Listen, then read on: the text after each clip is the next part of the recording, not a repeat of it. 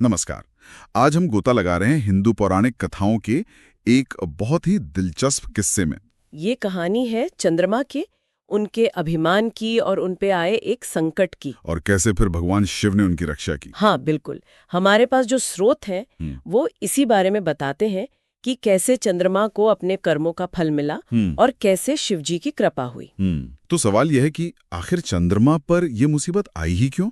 उन्हें शिवजी की शरण क्यों लेनी पड़ी? चलिए इसी को समझते हैं आज। जरूर। तो कहानी शुरू होती है चंद्रमा के, कह सकते हैं, उनके अहंकार से। हाँ बिल्कुल, उन्हें अपनी सुंदरता पर, अपनी कांति पर मतलब बहुत ज्यादा अभिमान था। अच्छा। और उनका विवाह हुआ था प्रजापति दक्ष की 27 कन्याओं से। 27? ये नक्षत्र हैं क्या? जी हाँ, ये 27 नक्षत्र ही मानी जाती हैं।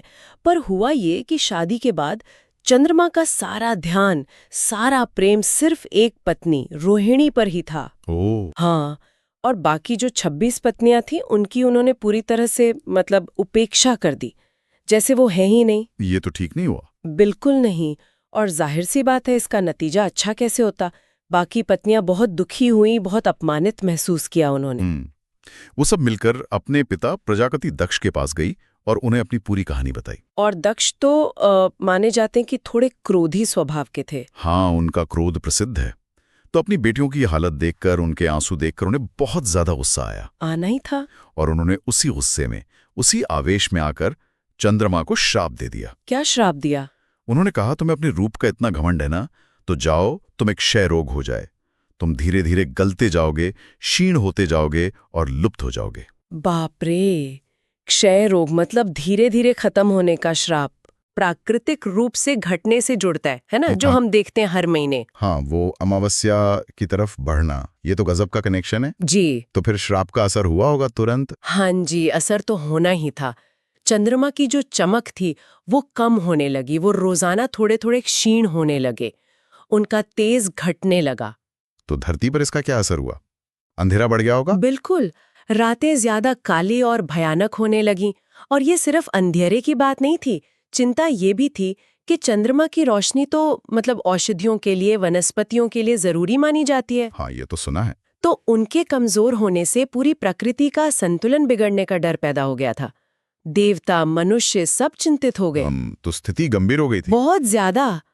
तब चंद्रमा को एहसास हुआ कि कुछ करना पड़ेगा। वो बहुत डर गए थे। तो उन्होंने क्या किया? वो फिर दूसरे देवताओं के पास गए मदद मांगने, इंद्र, ब्रह्मा, और सब ने मिलकर यही सोचा कि अब तो महादेव भगवान शिव ही कुछ कर सकते हैं। शिवजी की शरण ली। हाँ, ये पौराणिक कथाओं में अक्सर होता है कि जब सब रास्ते बंद हो जाते हैं तो अंत में शिव ही याद आते हैं। सही कहा। तो चंद्रमा ने फिर प्रभास क्षेत्र में, जिसे आज हम सोमनाथ कहते हैं, वहां जाकर शिवजी की बहुत कठिन तपस्या शुरू की।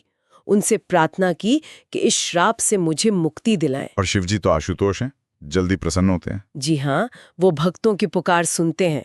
चंद्रमा की तपस्या और उनकी हालत देखकर शिवजी का हृदय द्रवित हो गया। और उन्होंने प्रसन्न होकर क्या किया? शिवजी ने जो किया वो अद्भुत था।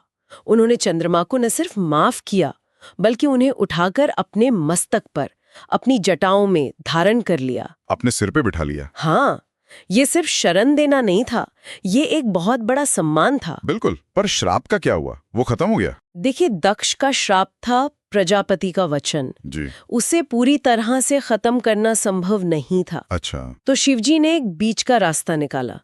उन्होंने चंद्रमा को वरदान दिया। क्या वरदान? उन्होंने कहा कि ठीक है, श्राप के कारण तुम कृष्ण पक्ष में रोज थोड़े थोड़े क्षीण होगे, तुम्हारी कलाएं घटेंगी, लेकिन ये हमेशा के लिए नहीं होगा। शुक्ल पक्ष में तुम फिर से धीरे धीरे बढ़ोगे और हर महीने पूर्णिमा के दिन तुम अपनी पूरी आभा, पूरी चमक के साथ प्रकाशित हो गए। अरे वाह! तो ये घटना बढ़ना शिवजी के वरदान से जुड़ा है। हाँ, इसी तरह शिवजी ने श्राप के असर को सीमित किया और चंद्रमा को जीवन दान दिया, कह सकते हैं। ये उनके मासिक चक्र की व्याख्या बन गया। और ये शिवजी की करुणा भी दिखाता है। बिल्कुल, कि वो शरणागत के दोष नहीं, उसकी भक्ति देखते हैं। और इसी घटना से शिवजी का एक बहुत प्रसिद्ध नाम पढ़ा ना, चंद्रशेखर। जी हाँ, चंद्रशेखर, यानी जिनके शेखर पर, शिखर पर, मस्तक पर चंद्रमा विराजमान है। ये नाम शिवजी की इसी लीला का प्रतीक है। अगर हम इस पूरी कहानी का सार देखें तो कई बातें निकलती हैं। जैसे? एक तो साफ है, अभिमान अहंकार का नतीजा बुरा होता है। चंद्रमा को सबक मिला। सही बात है। दूसरी बात, भक्ति और शरणागति में बड़ी शक्ति है। मुश्किल समय में ईश्वर पर भरोसा रखने से राह निकलती है। और एक और चीज जो मुझे बड़ी दिलचस्प लगती है वो ये कि कैसे हमारे पूर्वजों ने प्रकृति की घटनाओं को, जैसे चांद का ये चक्र, इनको समझाने के लिए कितनी खूबसूरत कहानियां रची। हाँ, मतलब खगोलीय घटना की एक भावनात्मक मानवीय व्याख्या। बिल्कुल, ये सिर्फ देवताओं की कहानी नहीं, ये संतुलन की भी कहानी है। कर्म के फल और कृपा के बीच संतुलन। तो संक्षेप में ये पूरी गाथा चंद्रमा के अभिमान से शुरू होकर दक्ष के श्राप के संकट से गुजरती हुई भगवान शिव की शरण और उनके वरदान पर खत्म होती है। और शिव कहलाते हैं चंद्रशेखर। जी, और ये कहानी हमें सोचने पर भी मजबूर करती है। क्या सोचने पर? कि क्या ये सिर्फ चंद्रमा और शिव की कहानी है, या ये ब्रह्मांड में शक्तियों के संतुलन को दिखाती है, जैसे श्राप और वरदान, अंधेरा और उजाला। ये